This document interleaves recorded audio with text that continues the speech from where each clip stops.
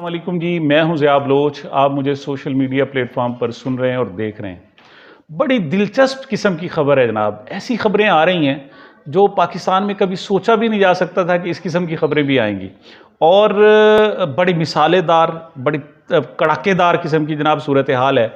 और अगर हम सोचते हैं कि अगर ऐसा हुआ तो फिर बिल्कुल ही नई सूरत हाल हो जाए। क्या है जनाब कि जब से हमारे वज़ीर आज़म, निगरान वज़ीर आज़म काकड़ साहब, अनवारुल हक काकड़ साहब तशरीफ़ लाए हैं अपने न्यूयॉर्क के दौरे से, यानी अमेरिका के दौरे से, तो उसके बाद से उनकी हालत बड़ी जनाब ख़राब है। क्या है, आकर उन्होंने सबसे बड़ा जो काम किया है वो एक ही किया है कि उन्होंने आकर कुछ बच्चों को जो है ना पोलियो के कतरे पिलाए हैं।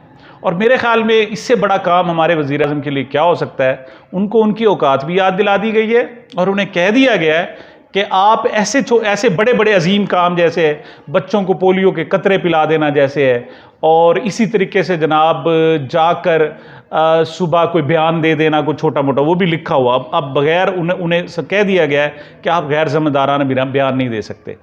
तो उसके बाद से वो खामोश है। इजलास की सदारत तो उनकी होती है, लेकिन आगे कुछ और बातें होती हैं। इसकी हुआ वजह क्या है जनाब?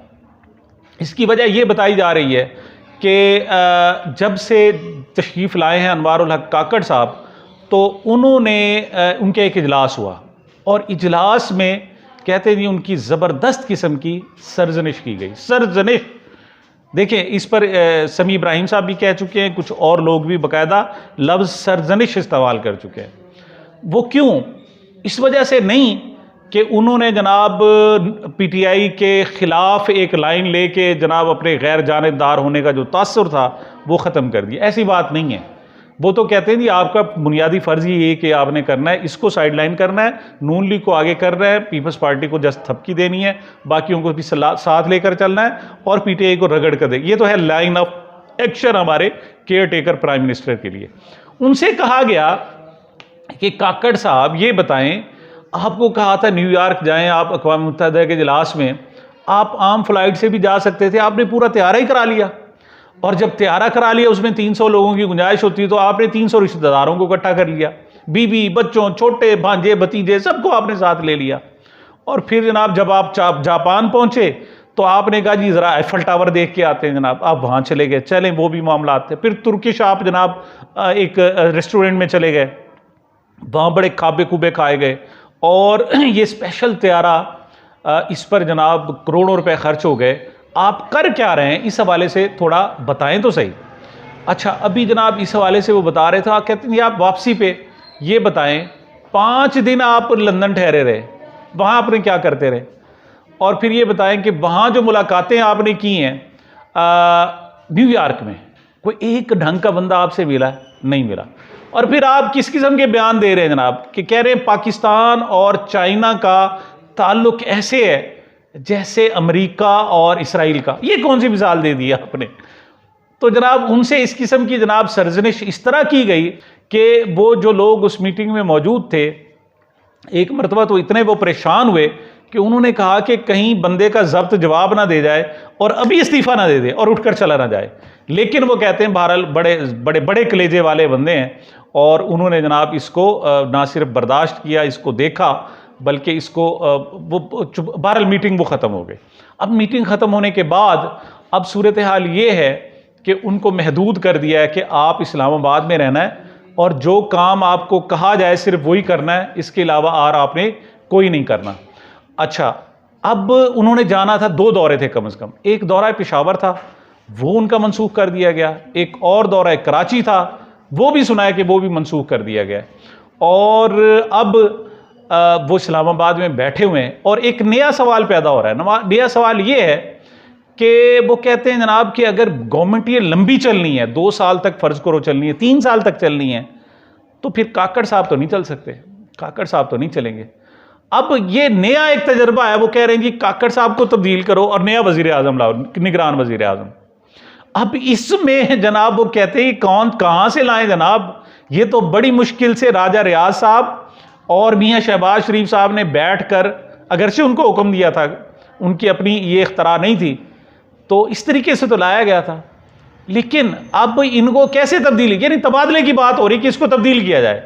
अब उसका कानून में कोई और शिक नहीं है, पहले ऐसा कोई एक्सपीरियंस नहीं है उसका, ये नया तजर्बा करना है, नई सूरत हाल का सामना है जनाब।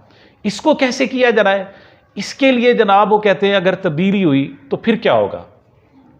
साबिक वज़ीर आज़म मियां शहबाज शरीफ साहब को और राजा रियाज साहब को फिर इजलास बुलाया जाएगा और उनको बताया जाएगा कि जनाब जो निगरान वज़ीर आज़म आपने बनाया था, नंबर 1, एक तो वो अपना जनाब जो उनको जिम्मेदारी थी इलेक्शन की वो पूरी नहीं कर सके, नंबर 2 उन्होंने इस्तीफ़ा दे दिया है। तो उस ऐसे में जनाब सोचा ये जा रहा है कि फिर उनसे कहा जाए कि फिर इजलास हो, फिर वही तरीक़ाकार, फिर उनके इजलास हो, फिर कमेटियाँ बने और फिर जो बड़ों की तरफ से एक और नाम आ जाए जिस पर इत्तफाक हो जाए तो उस नाम को केयर टेकर वज़ीर आज़म बना दिया जाए। और उसके लिए बहुत सारे नाम भी दिए जा रहे हैं। कहते हैं जी इस वक्त जो सबसे हॉट नाम है वो फवाद साहब का नाम है और उनका नाम दिया जा रहा है। उनको कहा जा रहा है कि वो जनाब नए केयर टेकर वज़ीर आज़म के तौर पर सामने आ सकते हैं। अच्छा,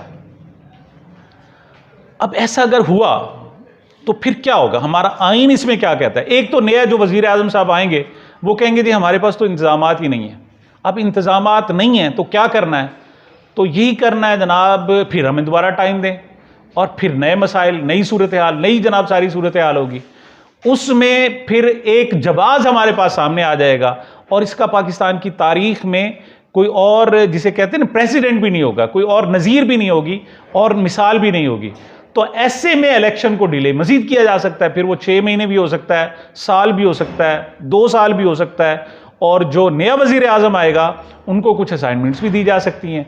तो ये जनाब एक नई खिचड़ी जनाब नए अंदाज में पक रही है और अब देखा जा रहा है, एक वार्निंग दे दी गई है कम से कम बहरहाल हमारे केयर टेकर वज़ीर आज़म साहब को कि आप बताएं आप हमारे साथ चल सकते हैं या नहीं चल सकते हैं। और अब आपको महदूद होना पड़ेगा, कोई दौरे शौरे नहीं है, आप घर भी जाएंगे तो बता कर जाएंगे। और यहाँ जो खाबे चल रहे हैं ना जी, बड़े बड़े खर्चे आप करा रहे हैं, इसको भी बंद करना पड़ेगा और नई सूरत हाल का सामना हो सकता है। तो जनाब ये अब तक की अपडेट्स थी। मैंने कहा मैं आपको एक बड़ी दिलचस्प जो सूरत हाल है इससे भी कम से कम आपको आगाह कर दूं। मुझे, मेरे चैनल को अपनी मोहब्बतों और दुआओं में याद रखिएगा। मिलते हैं छोटे से वक्फे के बाद।